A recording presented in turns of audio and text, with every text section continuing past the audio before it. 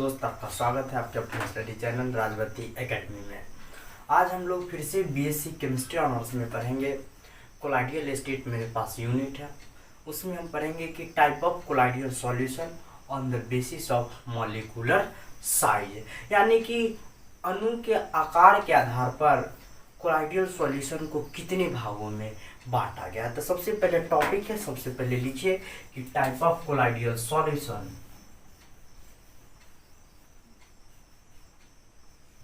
Type of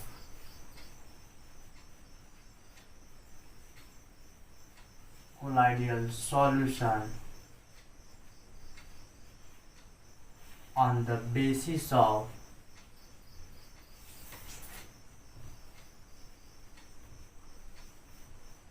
molecular size, molecular size। लिखिए answer, लिखिए on the basis of molecular size, molecular size colloidal solution, colloidal solution are divided into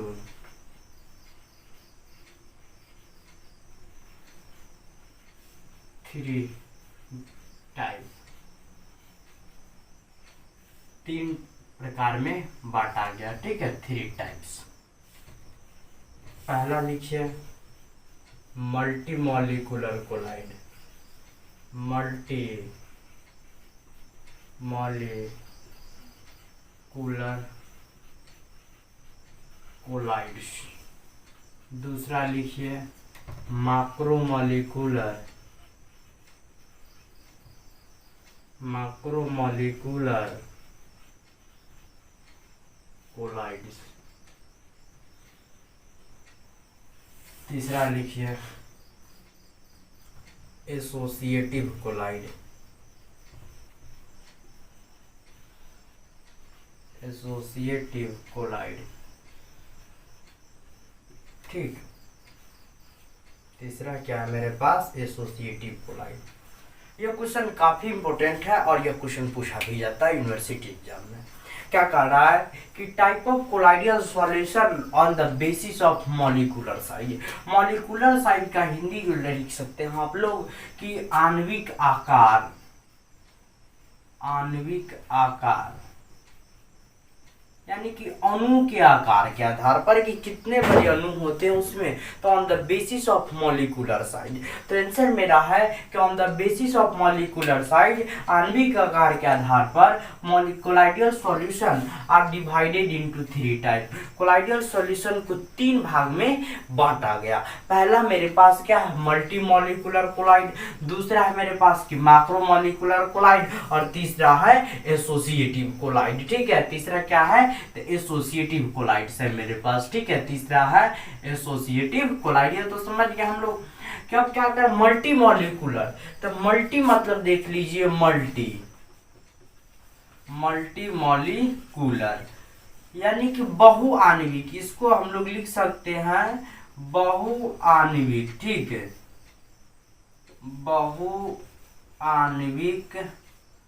बहुआण्विक। Multi means बहुत और molecular means आणविक, यानी कि जिसमें बहुत से अणु उपस्थित होते हैं। तो पहला बहुआण्विक, मल्टी मॉलिक्यूलर का हिंदी मेरे पास आ जाता है बहुआण्विक। मैक्रोमॉलिक्यूलर को हम लोग कहते हैं बृहत आणविक, बृहत आणविक। ठीक है, बृहत मीन्स होता है बड़ा, अर्थात मैक्रो मीन्स बड़ा होता है, मैक्रो मीन्स होता है बड़ा।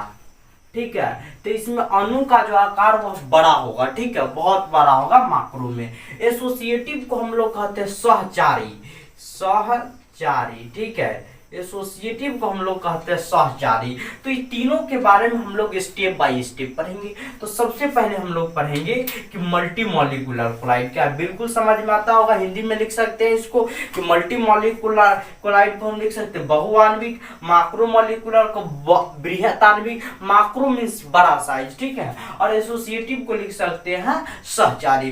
तो कोई पूछ सकता है कि type of colloidal solution on the basis of molecular size. तो on the basis of molecular size colloidal solution are classified into 3 type, 3 भाग में बांटा गया। पहला मल्टी मॉलिक्यूलर कोलाइड, दूसरा माक्रो मॉलिक्यूलर कोलाइड और तीसरा है एसोसिएटिव कोलाइड। तो सबसे पहले लिखिए कि what is multi molecular colloid, कि मल्टी मॉलिक्यूलर कोलाइड्स क्या है। ठीक, सबसे पहले लिखिए कि मल्टी मॉलिक्यूलर कोलाइड्स क्या है।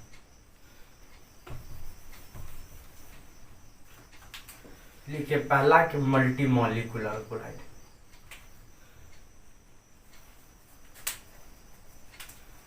पहला लिखिए, पहला मल्टी मॉलिक्यूलर कोलाइड लिख के डाल दीजिए। मल्टी मॉलिक्यूलर कोलाइड्स, इसको सबसे पहले हम लोग डिफाइन करते। लिखिए in this type of collide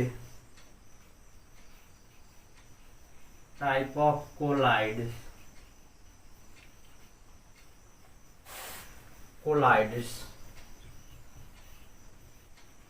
large the number of atom or a small molecule are aggregate together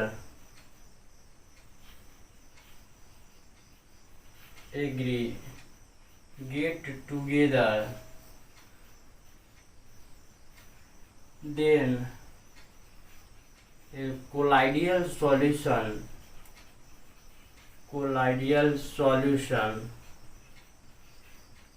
is formed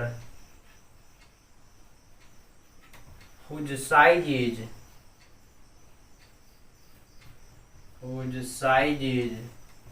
is smaller than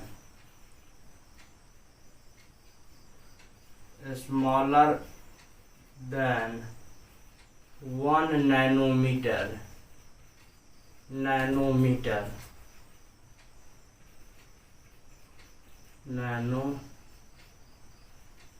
इसमें लिख दीजिएगा 1 nanometre.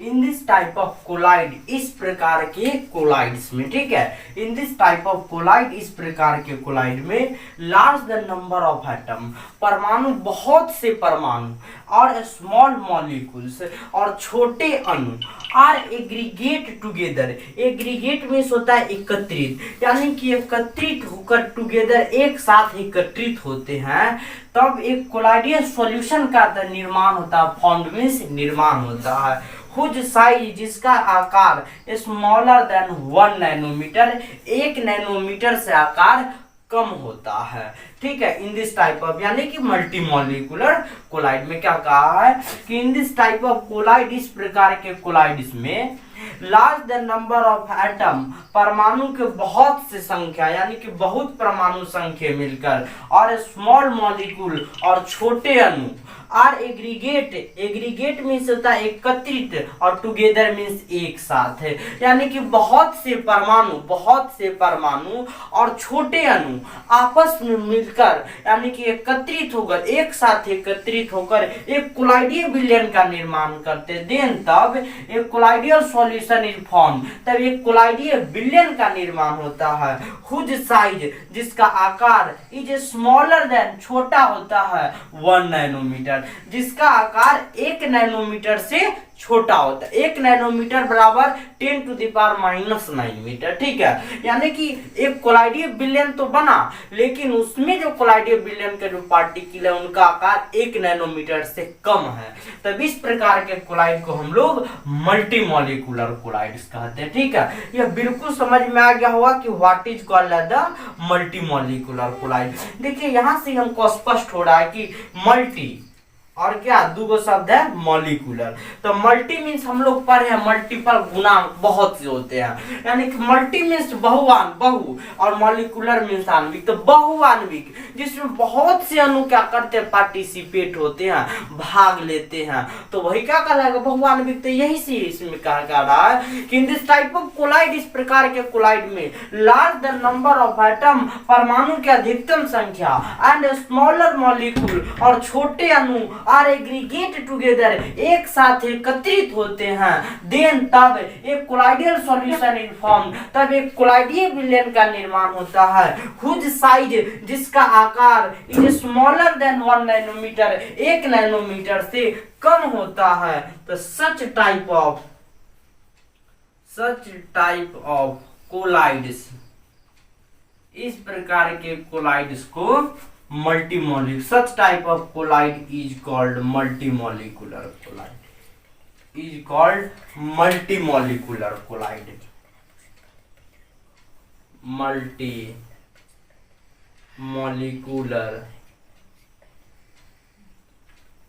collides, such type of collide is called multimolecular collides। इस प्रकार के collide को क्या कहा जाता है, मल्टीमॉलिक्यूलर कोलाइड कहा जाता है। Such type of colloids is called the multimolecular colloid, such type of the colloids is called multimolecular colloid.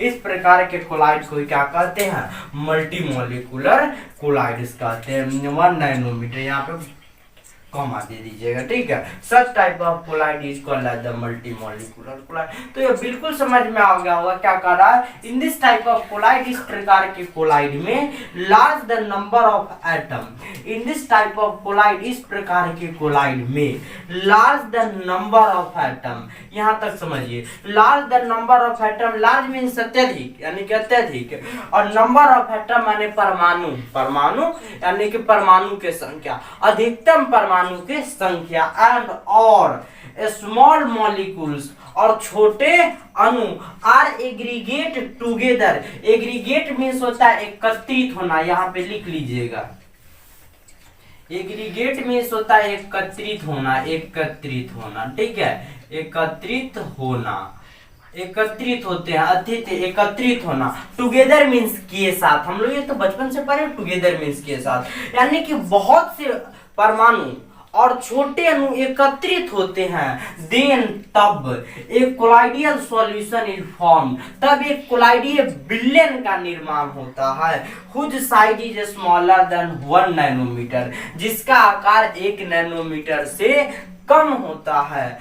Such type of collides, इस प्रकार के कोलाइड्स को मल्टीमॉलिक्यूलर कोलाइड कहा जाता है, ठीक है। इसे ही क्या कहा जाता है, मल्टीमॉलिक्यूलर कोलाइड। तो आप कहेगा सर एग्जांपल दे दीजिए और समझ में आ जाएगा। तो देखिए एग्जांपल भी हम क्या कर रहे हैं, दे रहे हैं कुछ ही देर में, ठीक है। तो देखिए इसमें सबसे पहले या तो लिख लिया हुआ एकत्रित होना रहता है, ठीक, मॉलिक्यूलर, ठीक। अब देखिए इसमें एक एग्जांपल, इसका सल्फर सोल होता है और गोल्ड सोल होता है, ठीक है, सल्फर सोल और गोल्ड सोल। तो यहाँ पे तो जगह कम है मेरे पास, सबसे पहले इतना आप क्या कर लीजिए, नोट कर लीजिए, सबसे पहले इतना आप क्या कर लीजिए, नोट कर लीजिए, तब हम लोग क्या करेंगे इसके बारे में और पढ़ते हैं, ठीक है। सबसे पहले इतना आप क्या कर लीजिए, नोट कर लीजिए।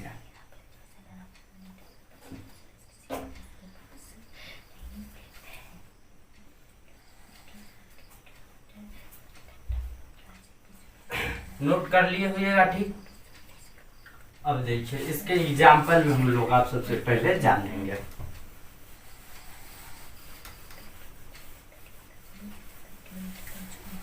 देखिए एग्जाम्पल में लिखिए, एग्जाम्पल इसका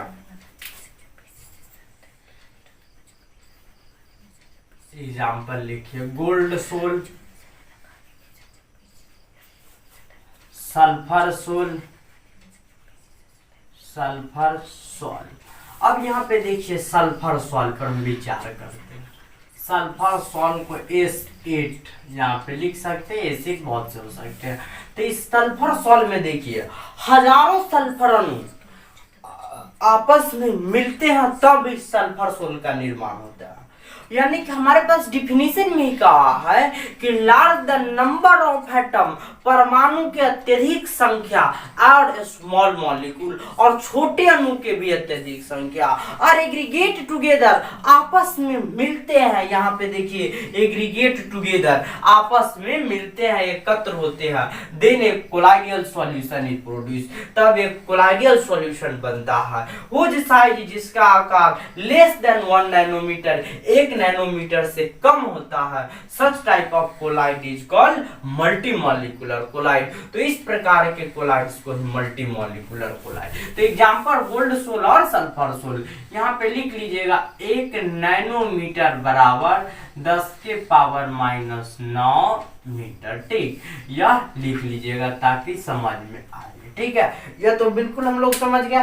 अब चलते हम लोग मैक्रोमोलिकुलर कोलाइड पर। ठीक है, दूसरा वही है हमारे पास कि मैक्रोमोलिकुलर कोलाइड्स क्या है। ठीक है, दूसरा हमारे पास क्या है कि macromolecular collide, macromolecular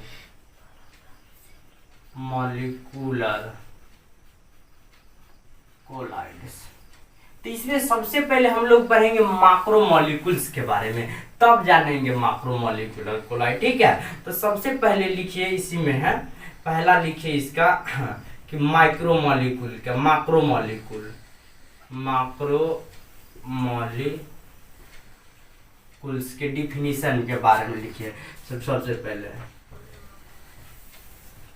the certain substance of, the certain substance of molecule, the certain substance of molecule having larger size,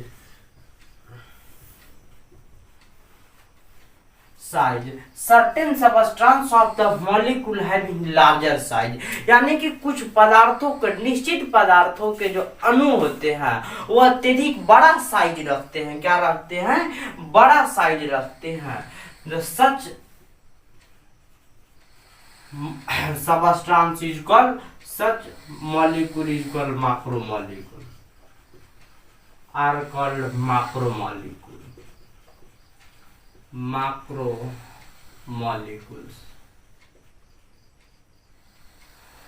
इस प्रकार के अणु को मैक्रोमोलिक्यूल्स कहा जाता है, अर्थात बृहत अणु कहा जाता है। क्या कहा जाता है?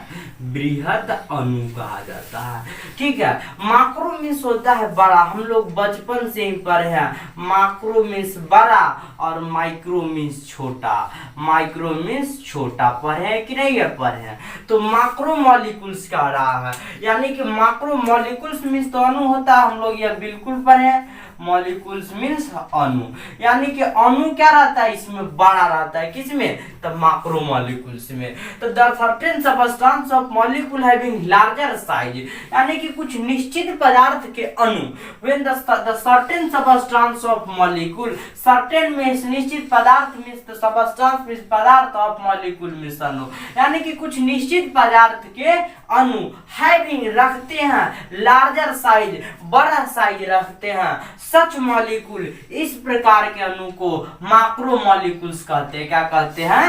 तो मैक्रोमोलिक्यूल्स कहते हैं। Such molecules are called the macromolecules, macromolecule. अगर मॉलिक्यूल ज्यादा होगा, अगर मैं बात करता हूं कि इसमें हमने बात किया कि इसमें बहुत से पदार्थ को अगर हम क्या करते रख दिए तो इसका भार भी अत्यधिक होगा, होगा कि नहीं होगा? यानी कि छोटे छोटे पदार्थ को जितना ज्यादा रखेंगे उतना भार तो भाई बढ़ेगा, छोटा ही है लेकिन भार तो है उसमें। तो मैक्रोमोलिक्यूल्स में का जो आकार होता है वो तो बड़ा होता ही है, इसके साथ साथ इसका मास अर्थात भार भी अत्यधिक होता है। लिखिएगा इसी में मैक्रोमोलिक्यूल्स, ठीक है।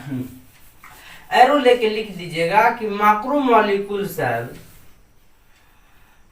molecules have large molecular mass, have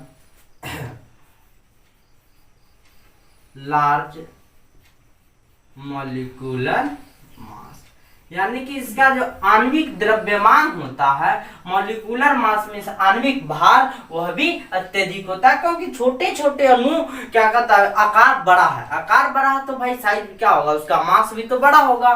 तो क्या कर रहा है, macromolecule have large molecular mass, ठीक है, इसका मॉलिक्यूलर मास अत्यधिक होता है, ठीक है। तो सबसे पहले हम लोग पढ़ लिए कि मैक्रोमोलिक्यूल्स। अब कोलाइड्स के बारे में पढ़ेंगे कि कोलाइड्स क्या है। तो जब इस मैक्रोमोलिक्यूल को समझिएगा ध्यान से, जब इस मैक्रोमोलिक्यूल्स को एक सुटेबल सॉल्वेंट में रखा जाता है, विलायक में रखा जाता है, तो एक कोलाइडीय विलयन का निर्माण होता है। जैसे किस प्रकार हम सोल्यूट चीनी को अगर हम पानी में रखें, पानी एक प्रकार का विलायक है, जिसका मात्रा कम वह विलय और जिसका ज्यादा वह विलायक। तो पानी में जब हम चीनी रखते हैं तो एक विलयन का बनता है कि नहीं बनता, बिल्कुल बनता। उसी प्रकार जब इस मैक्रोमोलिक्यूल्स को एक विलयन में रखते हैं, विलायक में रखते हैं, तो एक विलयन का निर्माण होता है, और वही विलयन मैक्रोमोलिक्यूलर कोलाइड्स कहलाता है, ठीक है।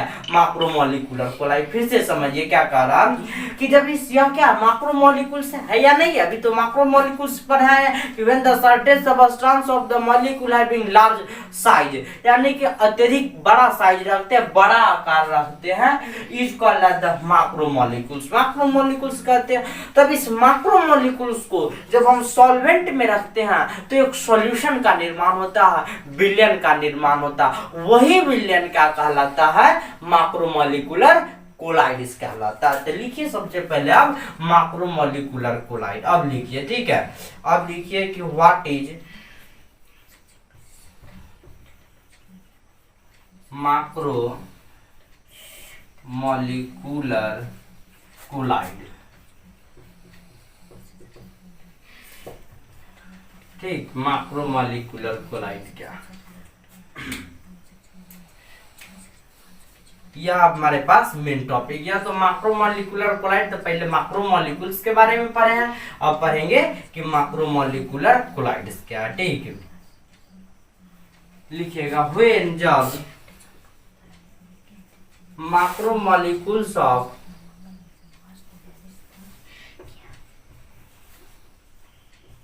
large molecular mass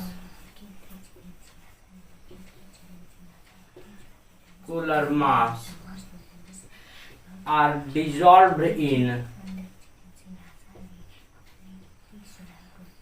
dissolved in suitable solvent, then form a colloidal solution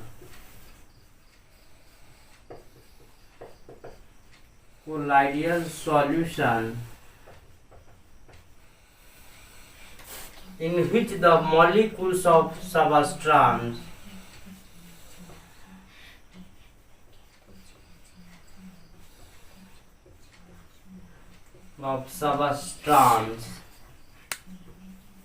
such collides in which the molecules of collide, such solution is called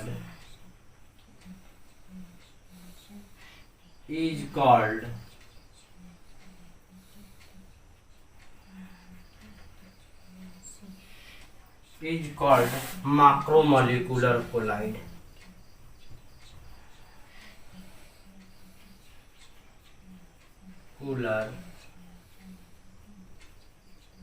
collides, इस प्रकार के विलयन को ही मैक्रोमोलिक्यूलर कोलाइड्स क्या कहता है। व्हेन, जब macromolecules of large molecular mass, जब बृहत अणु के अधिकतम मास को, लार्ज मॉलिक्यूलर मास मीन्स अधिकतम मास को, आर डिजॉल्व, डिजॉल्व मीन्स क्या करना, घुलाते हैं, डिजॉल्व मीन्स रखते हैं। इन ए सुटेबल सॉल्वेंट, विलायक में डुबोया जाता है।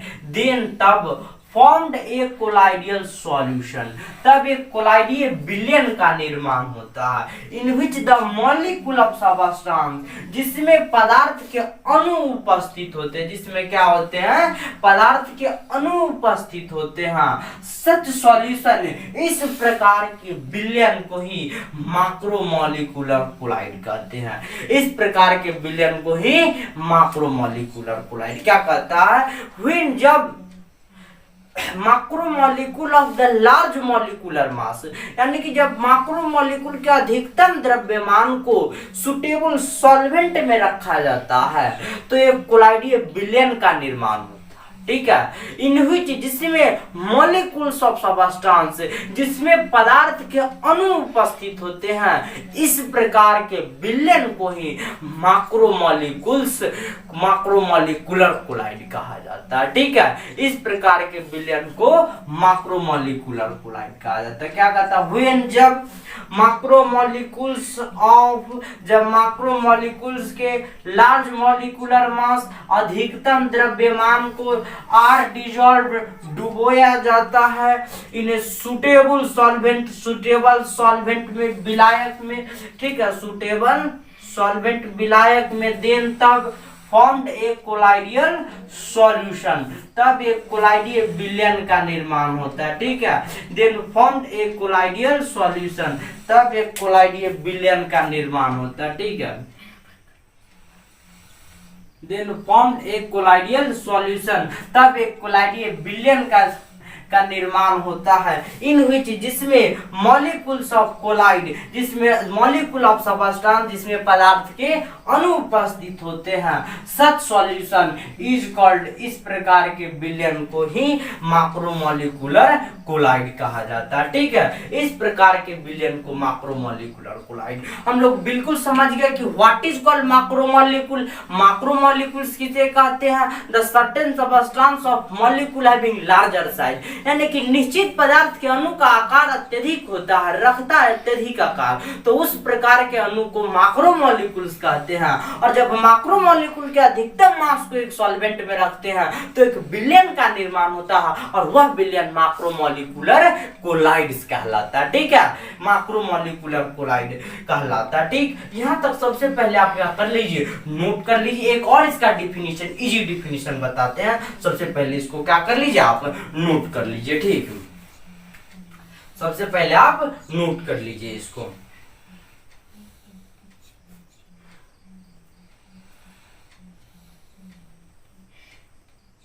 नोट कर लिए होइएगा। ठीक, अब देखिए इसका हम क्या करते हैं, एक इजी एकदम डिफिनीशन हम लोग पढ़ने जा रहे हैं। ठीक है,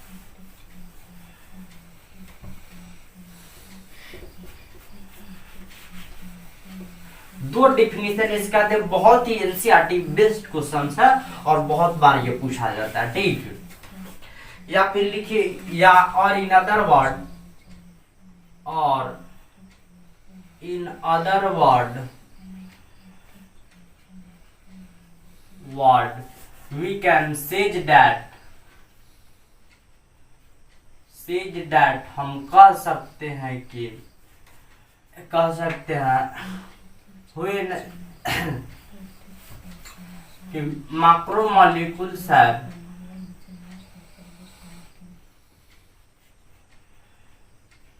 macromolecules of size is larger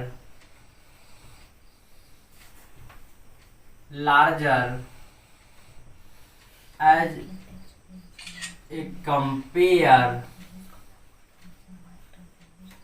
to colloidal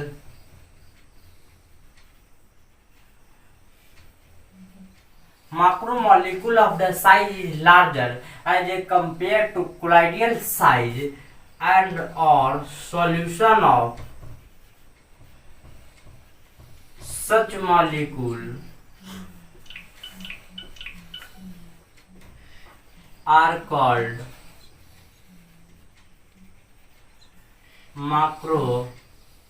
molecular collide.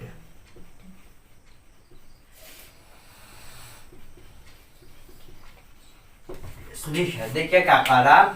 In other word we can say, दूसरे शब्दों में हम कह सकते हैं कि macromolecule of size is larger as a compare to colloidal size. जब कोलाइडियल साइज से मैक्रोमोलिकुलर साइज का तुलना किया जाता है तो मैक्रोमोलिकुलर साइज बड़ा होता है। एंड और सॉल्यूशन ऑफ सच मॉलिक्यूल, और इस प्रकार के अणु के विलयन को ही मैक्रोमोलिकुलर कोलाइड, बृहत आणविक कोलाइड कहा जाता है। ठीक है, बृहत अणु के विलयन को ही बृहत आणविक कोलाइड कहा जाता है। बिल्कुल समझिए क्या कह रहा है कि जब macromolecule, in other word we can say, दूसरे शब्दों में हम कह सकते हैं कि macromolecule of the size is greater as a compare to the colloidal size. जब कोलाइडियल साइज से मैक्रोमोलिकुलर साइज का तुलना किया जाता है तो मैक्रोमोलिकुलर साइज बड़ा होता है। एंड और सॉल्यूशन ऑफ सच मॉलिक्यूल, और इस प्रकार के अणु के विलयन को ही मैक्रोमोलिकुलर कोलाइड कहा जाता है। ठीक है, मैक्रोमोलिकुलर कोलाइड कहा जाता है। अब कहेगा सर एग्जांपल तो बताइए। अब लिखिए एग्जांपल में लिखिए पहले starch, protein, starch, protein, glucose,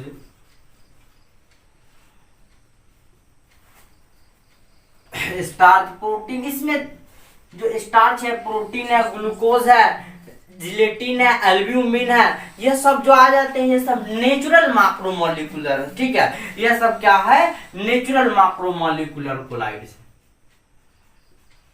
cellulose, gelatin,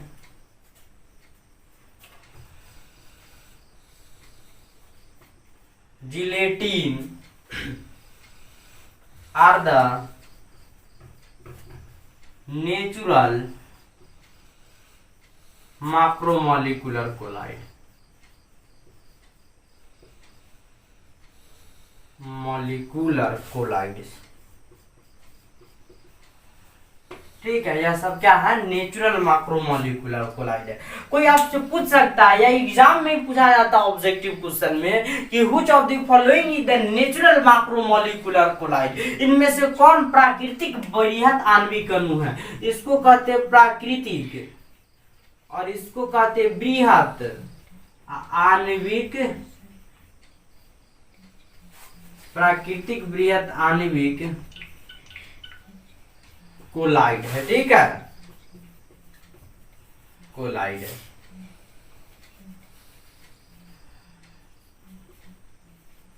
collide, ठीक है, प्राकृतिक बृहत आणविक कोलाइड कौन कौन है? स्टार्च है, प्रोटीन है, ग्लूकोज है, सेलुलोज है, जिलेटिन है, और द नेचुरल मैक्रोमोलिकुलर कोलाइड। आप लोग पढ़े होइएगा स्टार्च। ठीक है, स्टार्च यह सब पढ़े होइएगा। ठीक है, जैसे कि C6H10O5 के होल N, इसका भार अत्यधिक होता है कि नहीं होता? तो बिल्कुल होता है, N है। यहाँ से ऐसे ही हमको मिल गया जैसे कि C6H12O6, यह ग्लूकोज का सूत्र है। इसका भार 180 होता है कि नहीं होता? मॉलिक्यूलर मास इसका 180 ग्राम पर मोल होता है, बिल्कुल होता है भाई।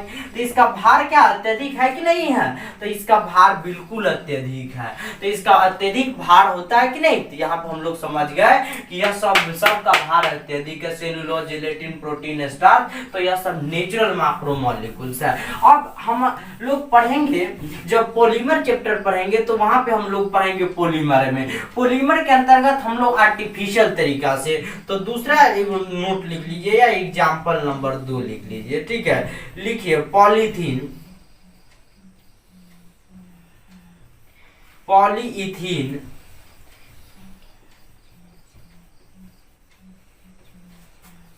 Plastic, polystyrene, polystyrene, polystyrene, etc are the artificial RT macromolecule। Artificial macro molecular collide.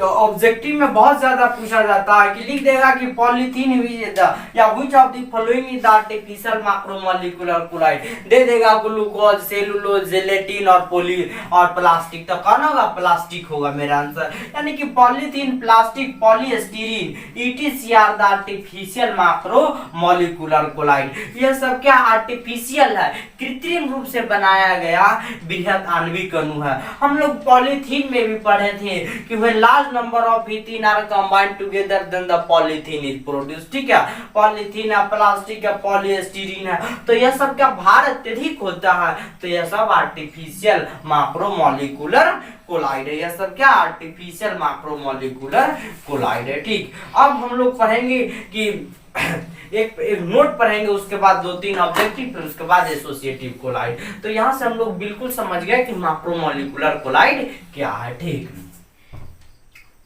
Sorry, सबसे पहले यहाँ पे लिख लीजिए और इन अदर वर्ड ऑफ साइज है। ठीक है, सबसे पहले आप क्या कर लीजिए, यहाँ तक आप नोट कर लीजिए। ठीक है,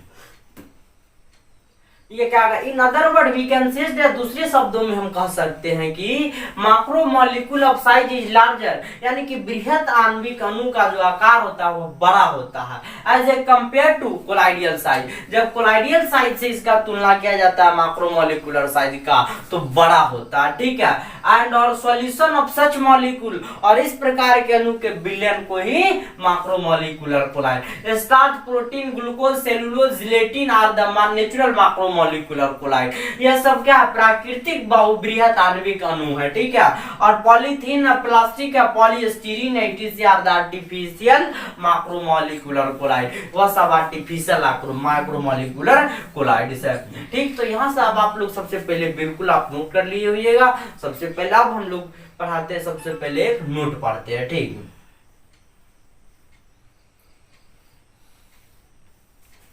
लिख लिए होइएगा। ठीक,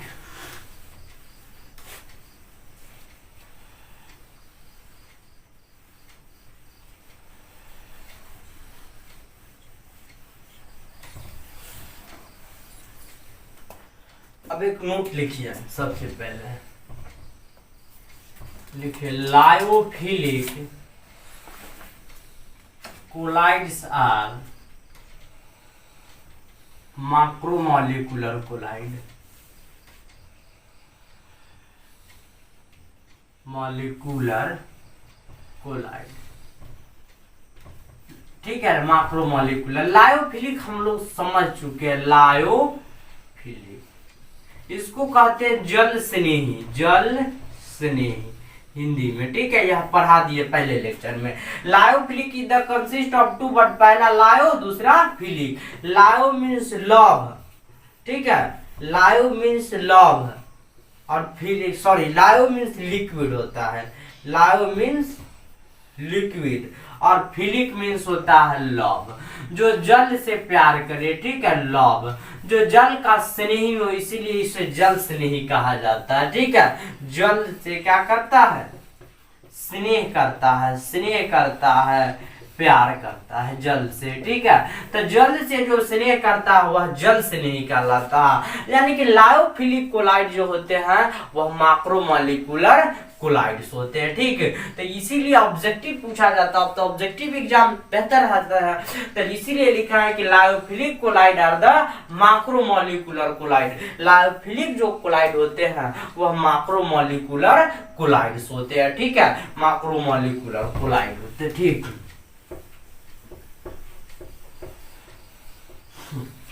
क्वेश्चन एक ऑब्जेक्टिव टाइप इस प्रकार का पूछा जाता है। ठीक है, BVI है, क्या लिखा जाता है? ठीक है, कहा जाता है which of the following is natural macromolecules, natural macromolecular collide, molecular collide। अब हमारे पास पहला दे दिया है। ठीक है, पॉलिस्टिक प्लास्टिक, दूसरा दे दिया स्टील, तीसरा हमारे पास दे दिया सेलुलोज, और चौथा दे दिया नॉन ऑफ दीज। तो इसमें क्या होगा, तो हम लोग सबसे पहले पढ़े हैं कि सेलुलोज है, उसके बाद ग्लूकोज है, जिलेटिन है, एल्ब्यूमिन है, ये सब क्या है, नेचुरल मैक्रोमोलेकुलर कोलाइड है। तो यहाँ पे मेरा आंसर कौन होगा, सेलुलोज होगा। कौन होगा, सेलुलोज। कौन क्या होगा, सेलुलोज होगा। तो आंसर मेरे पास क्या आ जाएगा, सेलुलोज। ठीक है। प्लास्टिक तो आर्टिफिशियल है, स्टील तो होगा नहीं, और इसमें से चुनना है तो कौन होगा, सेलुलोज होगा। तो इसी प्रकार ऑब्जेक्टिव क्वेश्चन क्या कर जाते हैं, पूछे जाते हैं। ठीक, तो यहाँ तक सबसे पहले लिखिए। अब हम लोग पढ़ते हैं कि एसोसिएटिव कोलाइड। तीसरा लिखिए कि एसोसिएटिव कोलाइड, एसोसिएटिव कोलाइड, या फिर इसी को कहते हैं मिसेल। मिसेल, ठीक है। इसी को हम लोग कहते हैं मिशेल भी कहते हैं। ठीक है, इसी को हम लोग कहते हैं कि मिशेल। इसको सबसे पहले लिख कर डैश दीजिए। लिखिए, the substance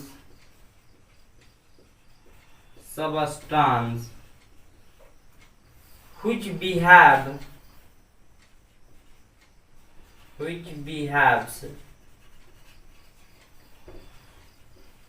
normal electrolyte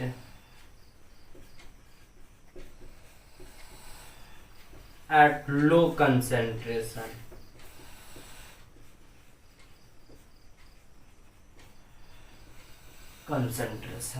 but लेकिन at high concentration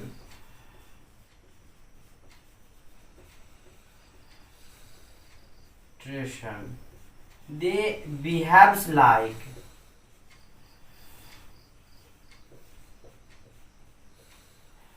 colloidal particle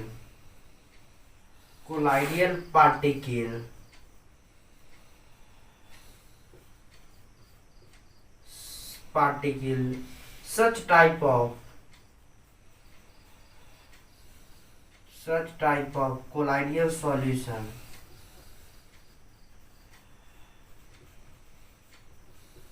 are called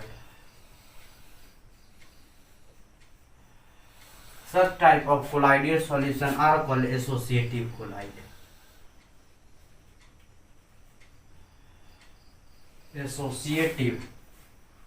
Such type of colloidal solution are called associative colloids, और या फिर मिसेल।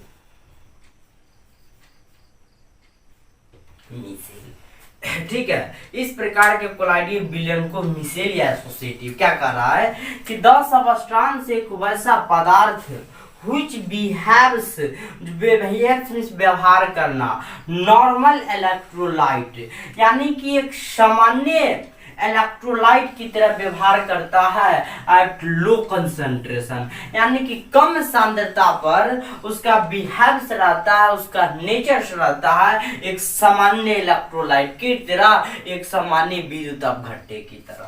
बट लेकिन एट हाई कंसंट्रेशन, जब कंसंट्रेशन को उच्च किया जाता है, बढ़ाया जाता है, दे बिहेव्स लाइक, तब वह व्यवहार करने लगता है कोलाइडियल पार्टिकल, तो वह कोलाइडियल पार्टिकल की तरह व्यवहार करने लगता है। Such type of colloidal solution, तो कोलाइडियल विलयन, इस प्रकार के कोलाइडियल विलयन को ही क्या कहते हैं, एसोसिएटिव कोलाइड या फिर मिशेल कहते हैं। क्या कहते हैं, मिशेल कहते हैं। फिर से समझिए कि 10 सबस्टांस एक वैसा पदार्थ which behaves, जो व्यवहार करता है नॉर्मल इलेक्ट्रोलाइट, एक सामान्य इलेक्ट्रोलाइट की तरह एट लो कंसंट्रेशन, कम सांद्रता पर, बट लेकिन एट हाई कंसेंट्रेशन, लेकिन अत्यधिक सांद्रता पर दे बिहेव्स लाइक कोलाइडियल पार्टिकल, वह कोलाइडियल पार्टिकल की तरह, कोलाइडियल कण की तरह व्यवहार करने लगते हैं। सच टाइप ऑफ कोलाइडियल सॉल्यूशन, इस प्रकार के कोलाइडियल विलयन को ही एसोसिएटिव कोलाइड कहते हैं। यानी कि the substance which behaves normal electrolyte at low concentration but लेकिन बिहेव्स स्ट्रॉन्ग बिहेव्स एक colloidal particle at high concentration is called as the associative colloid और द मिशेल। तो आप कहिएगा सर जी कौन कौन सा होगा, तो साबुन यानी कि soap and the detergent, soap and detergent are called as the associative colloid, ठीक है। इन सॉल्वेंट में soap and the detergent are called as the associative colloid, वही क्या कहलाता है, एसोसिएटिव कोलाइड कहलाता है। इसके एग्जांपल में आ जाता है soap, sodium stearate and the sodium dodecyl sulphate, ठीक। सबसे पहले इसको आप नोट कर लीजिए, फिर हम लोग इसके एग्जांपल पर चर्चा करेंगे, ठीक। सबसे पहले इसको आप नोट कर लीजिए।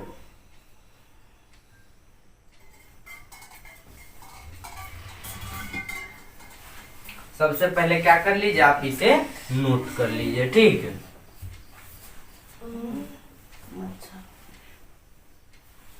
सबसे पहले आप इसको नोट कर लीजिए, तब हम लोग पढ़ेंगे इसके एग्जाम्पल के बारे में, ठीक है।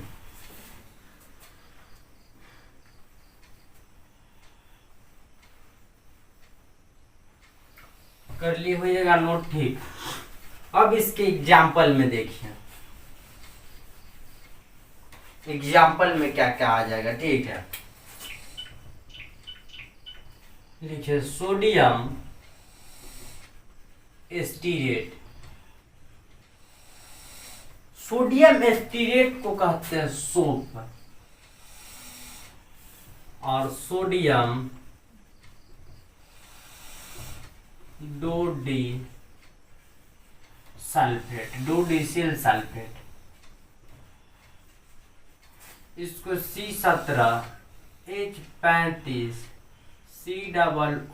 COONA, इसका C12H35 होता है सोडियम डिडोसिल सल्फेट का, C12H35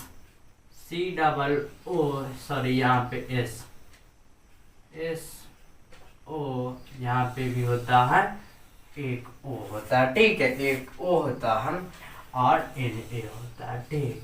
यही N है। यह सोडियम डोडोसिल यह डिटर्जेंट का है,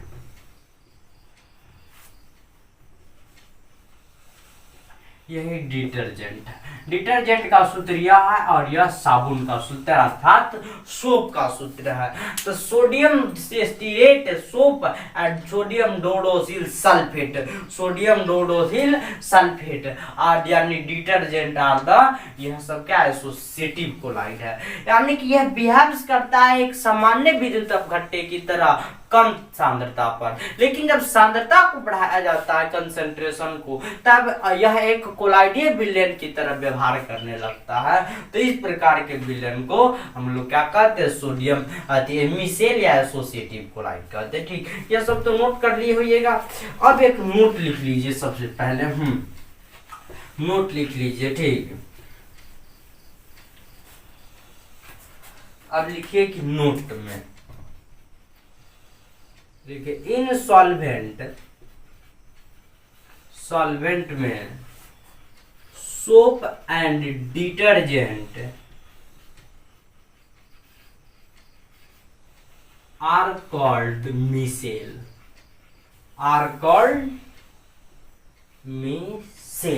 यानी कि जब सॉल्वेंट में रखेंगे, यहाँ पे हम क्या रखे, पानी में अब हम क्या रख दिए, सरफ रख दिए, सरफ अर्थात डिटर्जेंट रख दिए। यह जो डिटर्जेंट की मात्रा है, तो अब यह क्या करेगा, यह कोलाइडियल पार्टिकल की तरह व्यवहार करना चालू। यह जो पानी है और यह जो है, यह जो क्या है, यह हरा वाला है, वह सब क्या है, पाउडर है, पाउडर अर्थात डिटर्जेंट है, क्या है, डिटर्जेंट।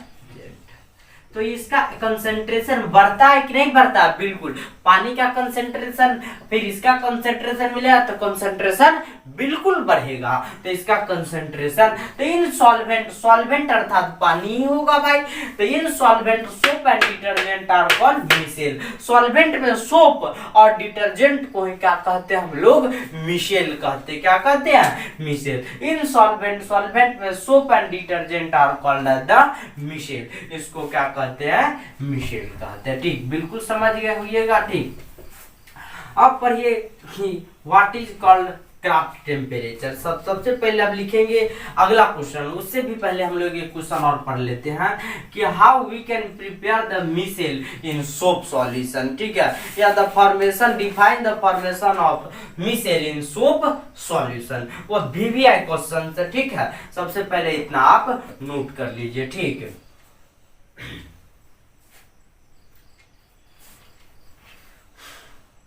नोट कर लीजिएगा। ठीक, कर ली हुईगा नोट। अब लिखिए define the formation of micelle in soap solution. VVI question है। ठीक है, लिखिए define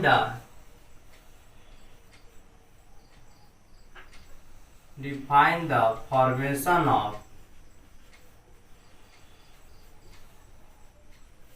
of micelle in soap solution. Soap solution. In soap solution. Soap solution. बहुत स्ट्रेच, यह जो क्वेश्चन है बहुत VVI है। ठीक है, सबसे पहले लिखिए व्हेन, आंसर में व्हेन जब सोप एंड डिटर्जेंट, सोप या फिर और करके लिखिए, और detergent are dissolved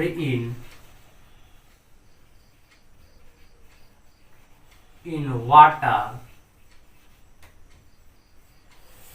then they are decomposed into discomposed नहीं, decompose into cation, that is sodium ion and anion, that is stearate ion, stearate. ठीक है, जब सोप को, यानी कि हम ले लिए कि C17H35 COONO को क्या कर दीजिए, हम वाटर में डिजॉल्व कर दिए। क्या कि हम लोग वाटर में डिजॉल्व कर दिए, तो यह जो बनेगा, यह पहले सोडियम स्टीरेट बनेगा। C17H35 COO, यानी कि एक ही तरह लिख देते हैं, C17H35 COO plus Na plus बना।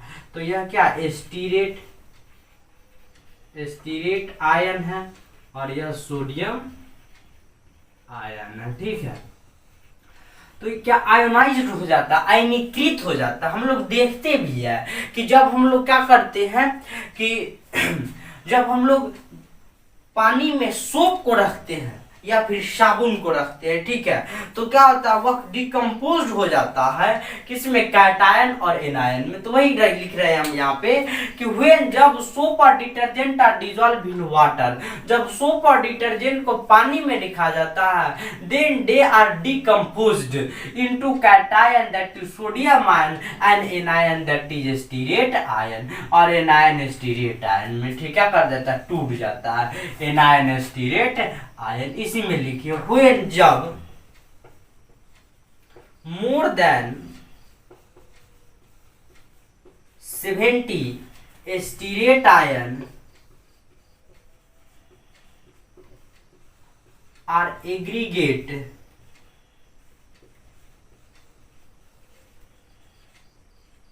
Then formation of micelle, then formation of micelle in colloidal particle, in colloidal then formation of micelle in colloidal side। तो कोलाइडियल साइड में क्या होता है, मिशेल का निर्माण होता है। ठीक है, जब 70 से अत्यधिक यानी कि when more than 70 stearate ion, जब 70 से अधिक स्टीरेट आयन आर एग्रीगेट जब आपस में एकत्रित होते हैं, then formation of micelle in colloidal side. तो कोलाइडियल साइड में मिशेल का निर्माण होता है। इसी में भी लिखिए the stearate ion have long chain of carbon atom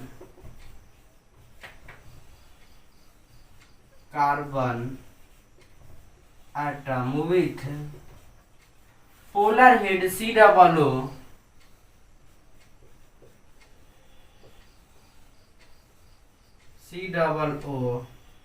ion at one end,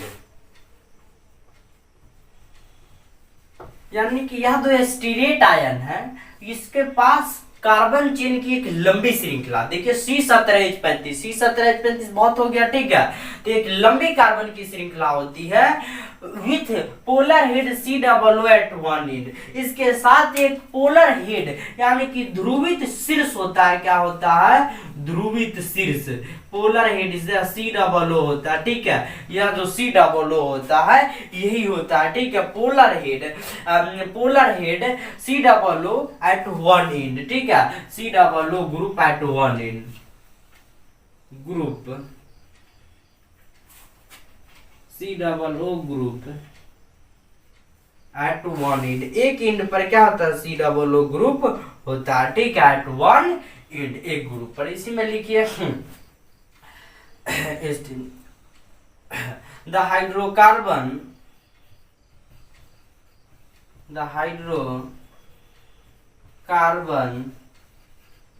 chain is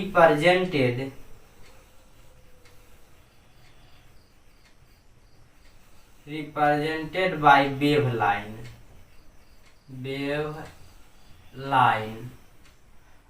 and or polar head COO group is represented by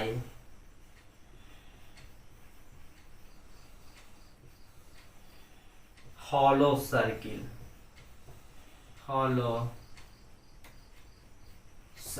ठीक है, हॉलो सर्किल से सूचित किया जाता है, रिप्रेजेंट किया जाता है। अब हमारे पास जगह कम है लेकिन समझ लीजिए क्या कहता है, व्हेन जब ठीक है, व्हेन जब सोप और डिटर्जेंट, जब सोप या फिर डिटर्जेंट को डिजॉल्व इन वाटर, पानी में डुबोया जाता है, then they are decompose into cation that is sodium ion and anion that is stearate ion. यानी कि जब सोप या फिर डिटर्जेंट को जब हम पानी में रखते हैं तो आयनीकृत होकर आयन में टूटता है, तो आयन कैटायन होगा, एन आयन होगा।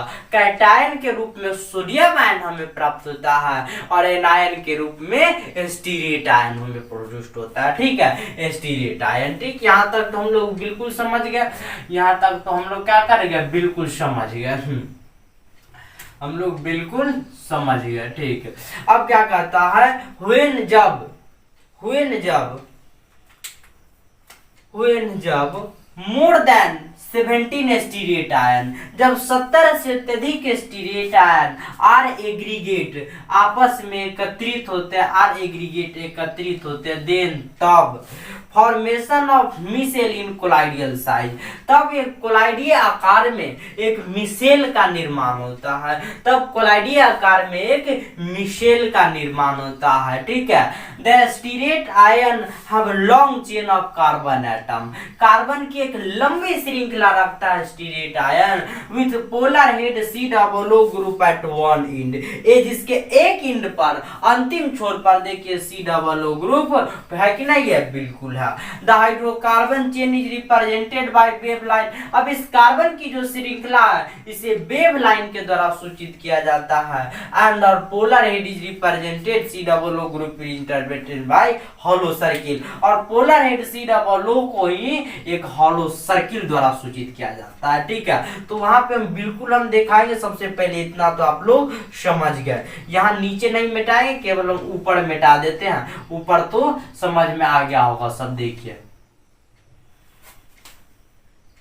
ऊपर तो समझ में पूरा आ गया होगा। व्हेन जब सोप और detergent are dissolve in water, जब पानी में डुबाया जाता है, then they are decompose into its into cation, तब वह क्या होता है कैटायन में टूटता है। एंड कैटायन सोडियम आयन के रूप में, एनायन स्टीरेट आयन के रूप में, ठीक है। सबसे पहले आप क्या कर लीजिए, इतना नोट कर लीजिए, ठीक है। सबसे पहले इतना आप नोट कर लीजिए, ठीक है, नोट कर लीजिए। इतना आप नोट कर लीजिए, तब उसके बाद अब और दिखा, ठीक है। इतना आप सबसे पहले नोट कर लीजिए।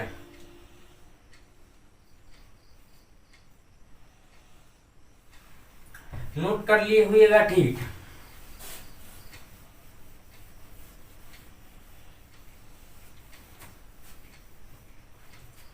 अब देखिए यहाँ पे ऊपर का भी मिटाइए दीजिए, ठीक। अब देखिए यहाँ पे कि यह जो है अब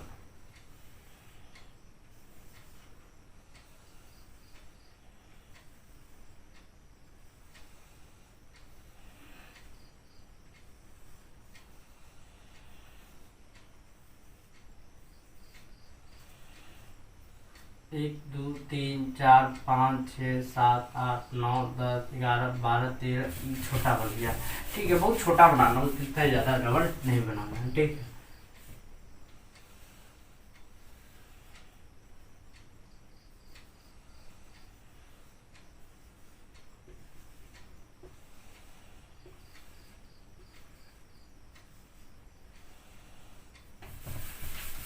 सबसे पहले यहाँ पे गोला बना, अब इसी से ही सब खींच लेते हैं।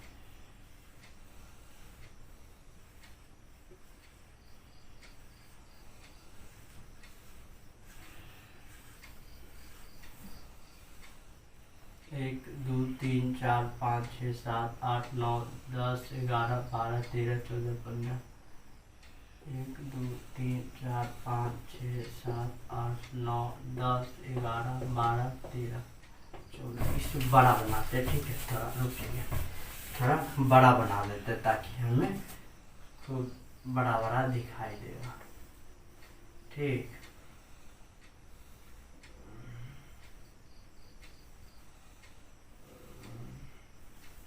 एक सूर्य की तरह है एकदम, ठीक है। हम लोग बचपन में भी यह पढ़ लिए थे।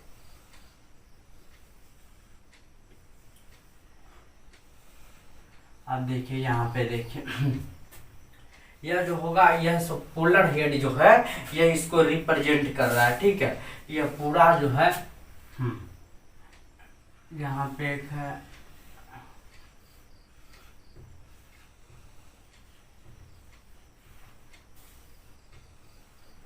यह जो गोला गोला है यह हॉलो सर्किल पोलर हेड है, ठीक। पोलर हेड है। यहाँ पे देख लीजिए यह जो वेव लाइन है और यहाँ जो है यह वेव लाइन, यह क्या है कार्बन हाइड्रोकार्बन चेन है, ठीक है। Hydro carbon chain. और यहाँ जो है यह पोलर हेड है, क्या है यह पोलर हेड है, ठीक। सी डबल ओ ग्रुप है, C double O group, C double O group है, ठीक है। C double O group hydrocarbon यानी कि C17H35 है।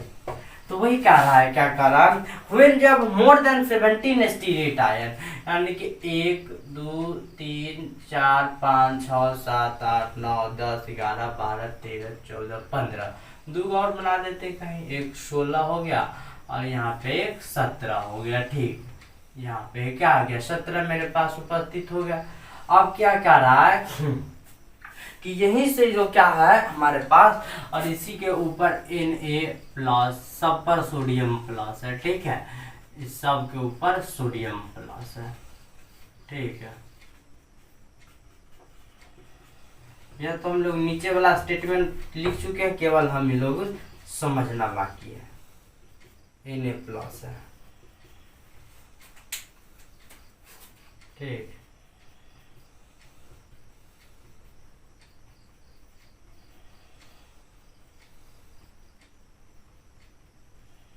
Plus Na+ ion. ठीक है, यह जो आप देखिए क्या कह रहा है, व्हेन जब मोर देन 17 स्टीरेट आयन, जब 70 से अधिक स्टीरेट आयन और एग्रीगेट जब एकत्रित होते हैं, then formation of micelle in colloidal side, तो कोलाइडियल साइड में एक मिसेल का निर्माण हो जाता है। ठीक है, the stearate ion have long chain of carbon atom. ठीक है, यह कार्बन परमाणु की एक लंबी श्रृंखला को रखता है। ठीक है, with polar head at one and. देखिए एक एंड पर पोलर हेड है या नहीं है, यानी कि C17, H35 और C00 है कि नहीं है, एक ग्रुप पर एक एंड पर, यानी कार्बन की एक लंबी श्रृंखला रखकर एक एंड पर पोलर C00 ग्रुप रखता है। यहाँ तक तो हम लोग बिल्कुल समझ गए।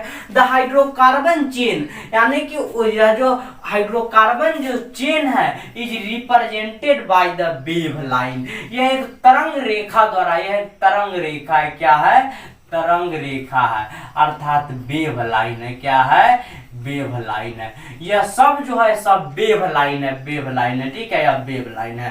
तो क्या कर रहा है, the hydrocarbon chain is represented by wave line, यानी कि हाइड्रोकार्बन जो चेन है, हाइड्रोकार्बन की श्रृंखला को वेव लाइन द्वारा सूचित किया गया है।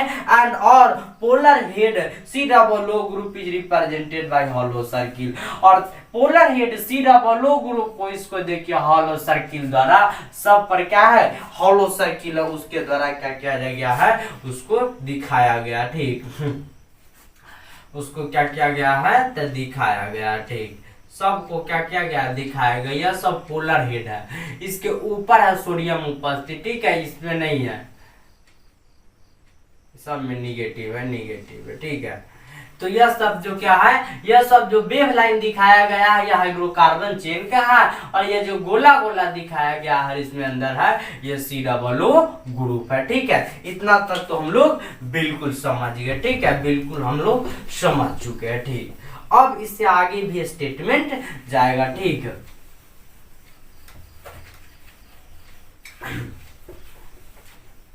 अब देखिए, द चेन इज बीइंग, यह जो वेव लाइन है, the chain is being insoluble in water, insoluble, soluble in water and directed towards the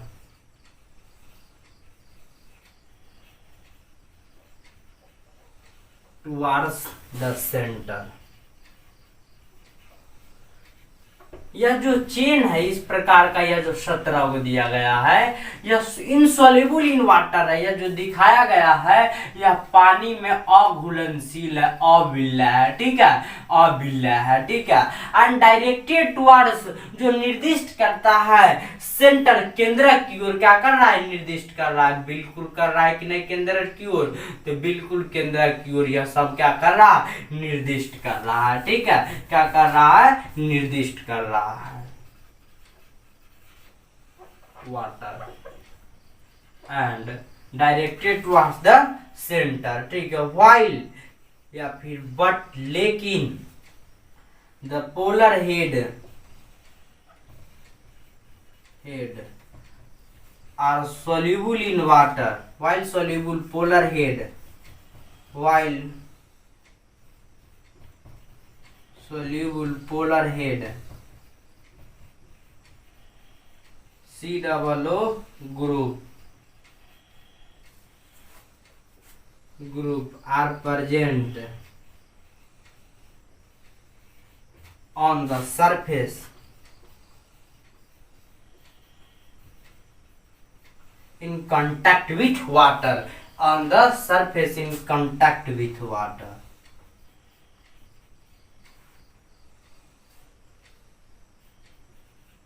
with water, जो वाटर के संपर्क में रहता है। ठीक है, यह जो पोलर हेड है, यहाँ पे फिर से देखिए, ठीक है, फिर से क्या कीजिए, देखिए यह जो वेव लाइन के द्वारा सूचित किया गया है, यह क्या स्टीरेट, यह जो हाइड्रोकार्बन चेन है, हाइड्रोकार्बन चेन है, क्या है, और यहाँ पे जो है यह क्या COO ग्रुप है, COO ग्रुप है कि नहीं है, ये COO ग्रुप है। अब देखिए ये जो हाइड्रोकार्बन जो चेन है, ये इनसॉल्युबल इन वाटर है, यह पानी में अविलय है। ठीक है, अनडायरेक्टेड टुवर्ड्स द सेंटर, जो केंद्र की ओर इंगित कर रहा है। ठीक है, व्हाइल जबकि द COO ग्रुप, यह जो COO ग्रुप है और सोल्यूबल इन वाटर, यह पानी में विलय होता है। ठीक है, soluble in water, so while but soluble polar head और COO group are present on the surface, जो क्या सतह पर उपस्थित रहता है, इन कांटेक्ट विथ वाटर, जो पानी के संपर्क में रहता है। क्या रहता है, पानी के संपर्क में रहता है। due to the present on the charge on the charge on missile, the present on the charge on the missile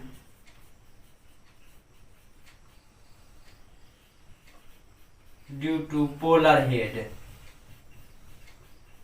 polar micelle पर जो उपस्थित जो चार्ज होता है इसी पोलर हेड के कारण, account for the stability of colloidal particle. ठीक है, account for the stability of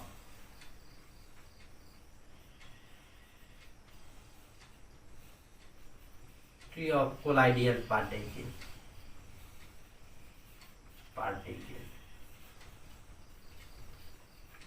यह जो account for the stability of colloidal particle, जो कोलाइडियल पार्टिकल में अस्तित्व बनाने के लिए क्या रहता है, मौजूद रहता है। तो बिल्कुल समझ में आ गया क्या कह रहा है, the chain is being insoluble in water, यह जो हाइड्रोकार्बन चेन है यह पानी में अविलय होता है, एंड और डायरेक्टेड टुवर्ड्स द सेंटर, जो केंद्र की ओर क्या करता है, इंगित करता है, जो केंद्र की ओर इंगित करता है। बट लेकिन सॉल्युबल पोलर हेड, लेकिन विलय जो पोलर हेड COO ग्रुप है और present on the surface in contact with water, जो सतह पर उपस्थित रहता है और पानी के संपर्क में होता है। ठीक है, the present on the charge on micelle, यानी कि present of the charge on micelle, यानी कि चार्ज की जो उपस्थित है, present of the charge on the micelle, micelle पर जो चार्ज उपस्थित होता है due to polar head, polar head के कारण होता है। Account for the stability of colloidal particle,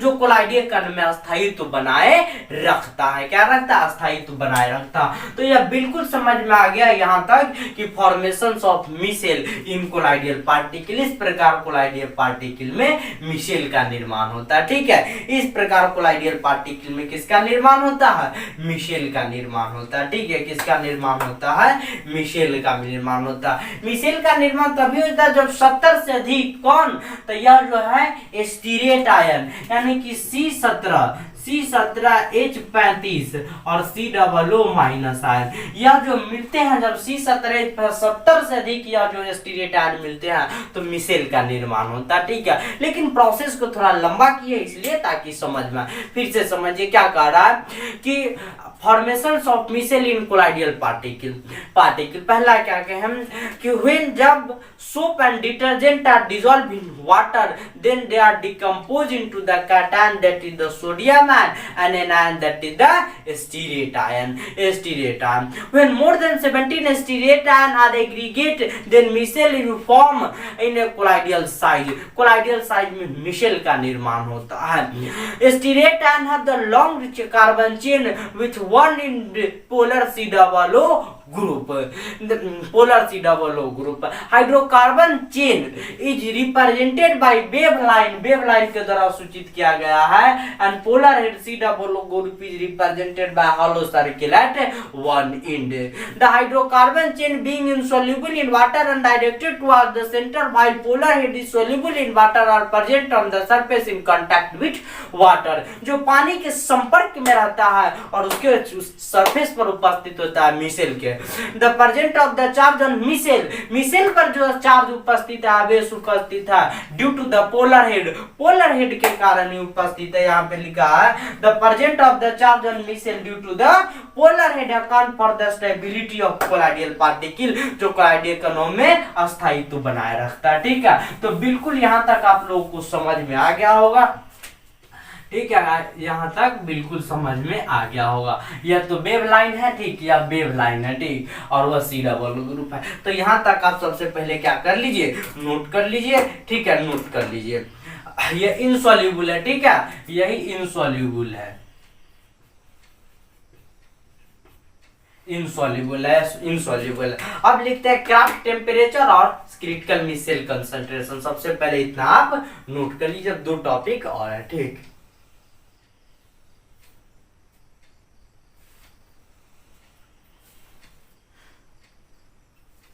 note कर लिए होइएगा. अब लिखिए craft temperature.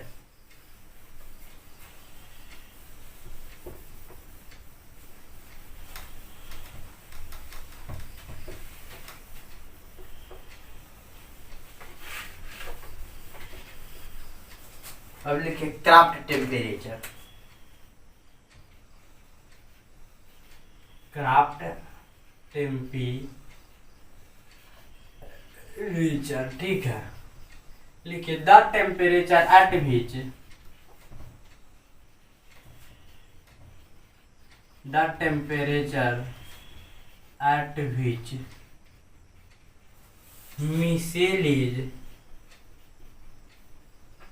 micelle is formed, then it is called Kraft temperature.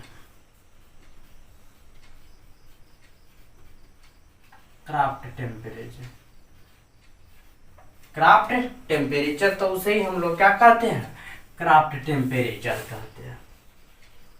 Temperature यानी कि एक वैसा तापमान जिस पर मिसेल का निर्माण होता है वही क्या कहलाता है, क्राफ्ट टेम्परेचर कहलाता है.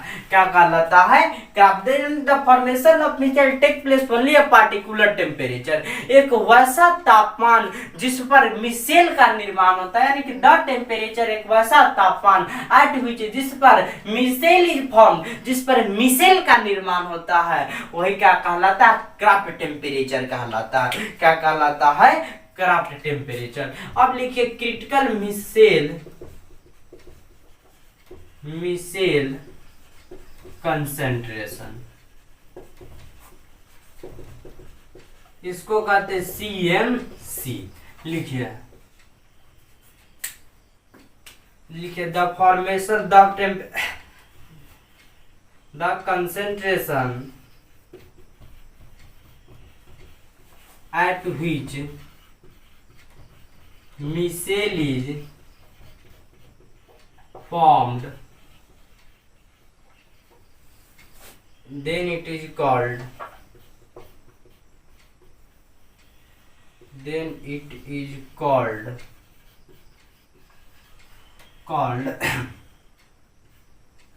critical concentration, micelle concentration.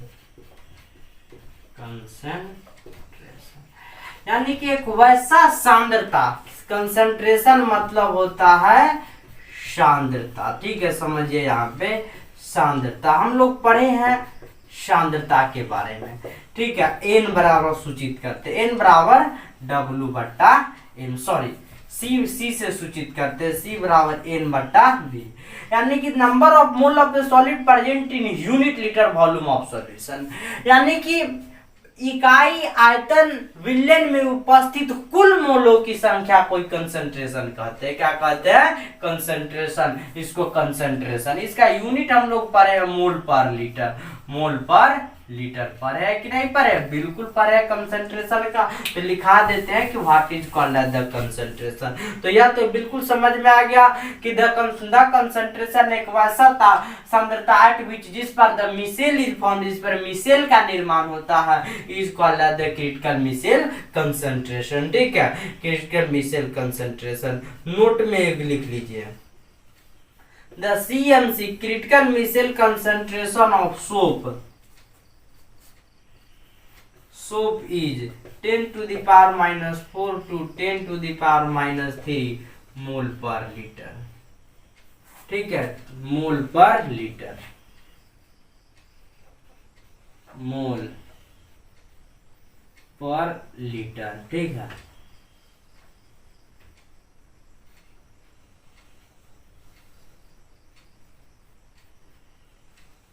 मोल पर लीटर। अब लिखिए कि व्हाट इज कंसेंट्रेशन। कंसेंट्रेशन लिखिए, the number of mole of solute, the number of moles of solute present in unit litre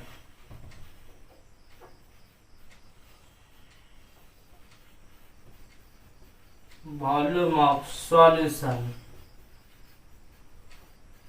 is called concentration।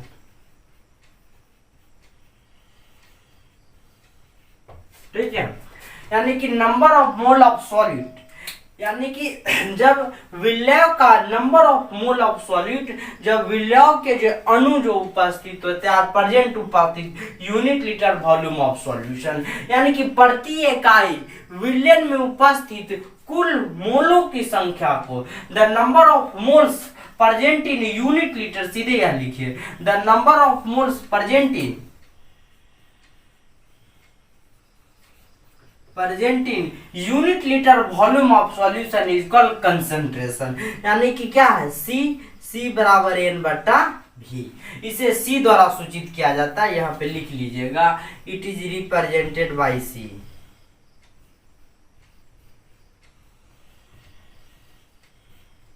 It is represented by C बराबर N बटा V। ठीक है, यह लिख लीजिएगा, C बराबर N बट्टा भी लिखे हुए, यार जहां N बराबर नंबर ऑफ मोल्स, ठीक है, और V बराबर वॉल्यूम ऑफ सॉल्यूशन।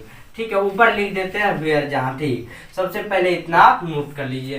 पहले यह समझ लिए क्राफ्ट टेम्परेचर, जिस तापमान पर मिसेल का निर्माण होगा वही का तापमान क्राफ्ट टेम्परेचर, यानी कि the temperature at which micelle is form is called as the Krafft temperature. उसके बाद क्या, critical micelle concentration, the concentration एक वैसा सांद्रता एट विच जिस पर मिसेल इज फॉर्म्ड, जिस पर मिसेल का निर्माण हो जाए वह क्रिटिकल मिसेल कंसंट्रेशन कहलाता है। Note the critical micelle concentration of soap is 10 to the power 4 to 10 to the power minus 3। ठीक है, अब लिखेंगे कि what is called concentration. Concentration क्या है, तो the number of moles present in unit litre volume of solution, यानी कि इकाई विलयन में उपस्थित कुल मोलों की संख्या को ही सांद्रता कहते हैं। It is denoted by C बराबर N बट्टा V, यानी कि the number of mole of solute, यानी कि नंबर ऑफ मोल्स अणु का वह संख्या प्रेजेंट उपस्थित होता है in unit litre volume of solution, यानी कि इकाई आयतन विलयन के इकाई आयतन में उपस्थित मोल की संख्या को ही कंसंट्रेशन कहते हैं। यहाँ तक तो बिल्कुल आप लोग समझ गए होइएगा। सबसे पहले नोट कर लीजिए, इसके बाद कंसंट्रेशन का थोड़ा हम बता देते हैं। ठीक है, कर लिए होइएगा नोट। ठीक,